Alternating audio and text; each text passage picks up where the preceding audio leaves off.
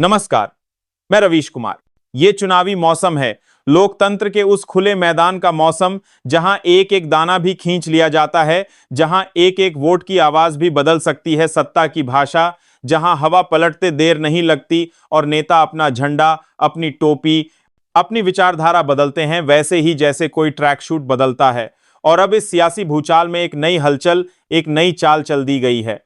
कृपया इस चैनल को सब्सक्राइब करें, वीडियो को लाइक करें, शेयर करें और नीचे कमेंट करके जरूर बताएं, क्या ये चुनावी शतरंज तेजस्वी यादव जीत पाएंगे? बीजेपी के एक बड़े नेता जो बिहार की राजनीति में दशकों से सक्रिय हैं, जिनका नाम जब लिया जाता है तो समर्थक तालियां बजाते हैं और विरोधी माथा पकड़ लेते हैं, वो अब आरजेडी के संपर्क में बताए जा रहे हैं। चैनपुर विधानसभा सीट, जी हां, वही सीट जहां बीजेपी ने सालों से अपनी पकड़ बनाए रखी है, अब डगमगाने लगी है। तेजस्वी यादव की टीम ने इस इलाके में जो राजनीतिक बिसात बिछाई है, उससे साफ लग रहा है कि इस बार मामला सिर के बल खड़ा है। क्या चैनपुर का किला ढहेगा? क्या कमल छोड़ अब कुछ नेता लालटेन की रोशनी में अपनी राह तलाश रहे हैं?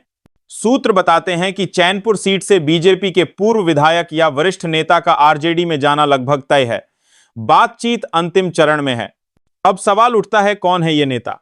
नाम अभी पर्दे में है, लेकिन उनके आरजेडी में शामिल होते ही बीजेपी को न सिर्फ चैनपुर में झटका लगेगा, बल्कि उसका मनोबल पूरे शाहाबाद क्षेत्र में प्रभावित होगा। तेजस्वी यादव को मालूम है कि गठबंधन की राजनीति सिर्फ पोस्टर छापने और रैलियों में माइक पर गर्जने से नहीं चलती। जमीनी स्तर पर असर डालने वाले नेताओं को अपने पाले में लाकर ही राजनीतिक गढ़ों को हिलाया जा सकता है। बिहार की राजनीति को समझना है तो सिर्फ पार्टियों का नाम जानना काफी नहीं, यहां की हवा जातीय गणित से बहती है। चैनपुर सीट पर भूमिहार, यादव और दलित वोटरों का मिला जुला असर है। बीजेपी की जीत का आधार हमेशा यहां के अगड़ी जाति के वोटर रहे हैं, लेकिन इस बार आरजेडी ने अपने सोशल इंजीनियरिंग के जरिए इस समीकरण में सेंध लगाई है। तेजस्वी यादव की रणनीति साफ है, पुराने जमीनी नेताओं को तोड़ो, अगड़ी जाति में भी सेंध लगाओ और अपना गठबंधन वोट बेस मजबूत करो। बीजेपी अध्यक्ष जेपी नड्डा की टीम बिहार को लेकर काफी मंथन कर रही है, लेकिन चैनपुर जैसी सीट पर अंदरूनी बगावत, गुटबाजी और टिकट को लेकर खींचतान ने नेतृत्व को असहज कर दिया है। चैनपुर में बीजेपी की जिला इकाई पहले से ही दो खेमों में बंटी हुई है। एक खेमा पुराने नेता के साथ है तो दूसरा नया चेहरा चाह रहा है। अब अगर वही पुराना नेता आरजेडी में चला गया तो भाजपा न केवल एक सीट बल्कि एक संदेश भी खो देगी कि अब उसके अपने भी भरोसे में नहीं है। तेजस्वी यादव को अंडर एस्टिमेटेड करने की भूल 2020 में बीजेपी कर चुकी है और शायद उस गलती से अब सबक भी नहीं लिया गया है। तेजस्वी यादव की सबसे बड़ी ताकत है उनकी राजनीतिक भूख, उनका जमीनी संपर्क और उनका गठबंधन फैक्ट्री। चैनपुर में आरजेडी अगर बीजेपी के कद्दावर नेता को शामिल कर लेता है तो यह सिर्फ सीट पर जीत नहीं होगी, बल्कि यह पूरे बिहार को संदेश होगा कि हवा बदल रही है।